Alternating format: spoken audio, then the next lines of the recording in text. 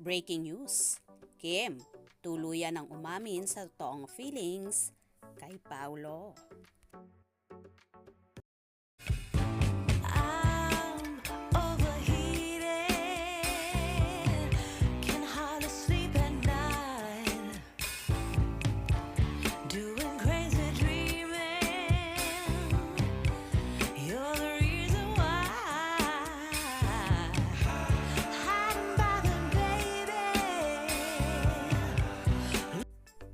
Nagkaroon nga ng short interview sa palaging trending series na What's Wrong with Secretary Kim at mga bida na sina Kim Chiu at Paulo Avellino. Na-interview nga ang dalawa ng ABS-CBN reporter na si MJ Felipe kung saan nagkaroon nga ng media junket para sa naturang serye na ipapalabas na sa Free TV at iba't ibang platform ng ABS-CBN. Marami naman ang mga question na itinanong sa dalawa kung saan inabangan talaga ng mga Kim Pao supporters. Halos himatayin naman ang kanilang mga taghanga sa naging sagot ni Kimi nang matanong kung humahanga daw ba ito kay Paulo.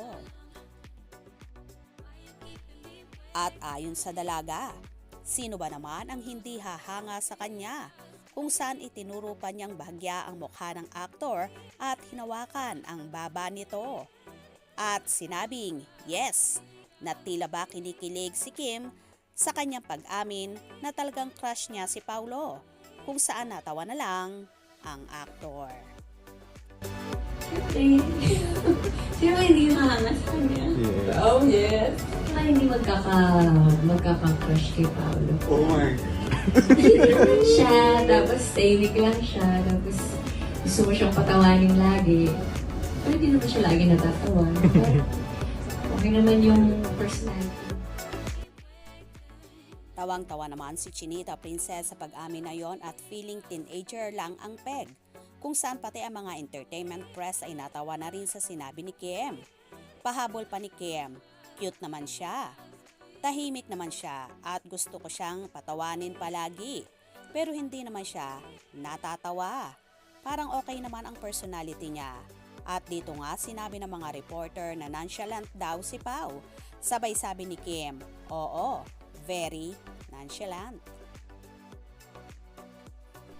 O diba, booking na nga ang feeling ni Kim sa aktor at hindi na nga niya napigilang ibulalas ito na crush nga niya si Paulo. Agoy, totohanan na talaga ito. Diba? Crush din naman ni Paulo si Kim. Alam na this, umami na kasi. Kaya naman tumutok at wag na wag pahuhuli sa mga maiinit na kaganapan. Anong inyong magiging reaction sa bidyong ito? Comment below.